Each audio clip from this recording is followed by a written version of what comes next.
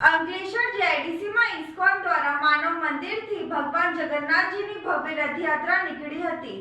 અષાઢી બીજના પાવન અવસરે અંકલેશ્વર ઇસ્કોન દ્વારા ભગવાન જગન્નાથજીની રથયાત્રાનું આયોજન કરવામાં આવ્યું હતું।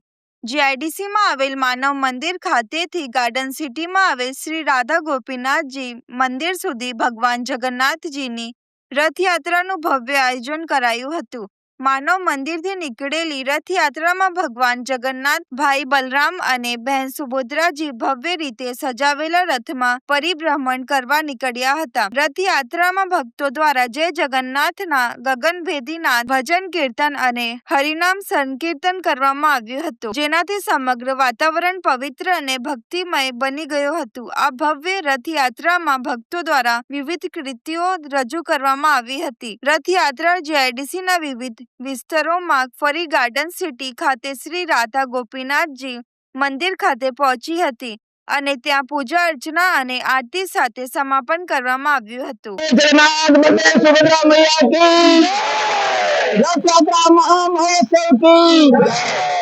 આજે છઠ્ઠી વાર ઇસ્કોન અંકલેશ્વર દ્વારા સુંદર જગન્નાથ રથયાત્રાનું આયોજન કરવામાં આવેલું છે અને જગન્નાથજી આપણા અલગ અલગ વિસ્તારની અંદર અહીંથી ચાલુ થઈ હવેલી થઈને ગટ્ટુ વિદ્યાલય થઈ પશુપતિનાથ, જલધારા ચોકડી, ગોલ્ડન પોઈન્ટ અને ત્યાં થઈને નિયમ ચોકડી જઈને આપણા ઇસ્કોન મંદિર સુધી પહોંચે। ત્યાં બધા ભક્તો માટે સુંદર પ્રસાદનું આયોજન છે। એ ઉપરાંત જ્યાં રથયાત્રા ચાલે છે ત્યાં દરેક જગ્યાએ અલગ અલગ ઝાંખીની રજૂઆત થશે, જ્યાં શિવજી, પાર્વતી અને અનેક આપણા ગૌર નિતાઈ, રાધા કૃષ્ણ અનેક ઝાંખી જોવા મળશે અને રસ્તા ઉપર અનેક જગ્યાએ પ્રસાદનું બી સુંદર તરીકે વિતરણ કરવામાં આવશે।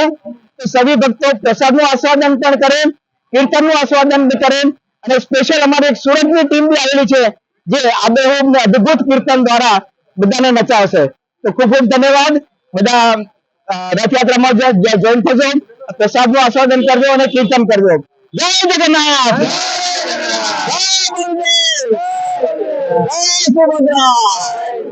भक्तों के रक्षणा सुदर्शन की।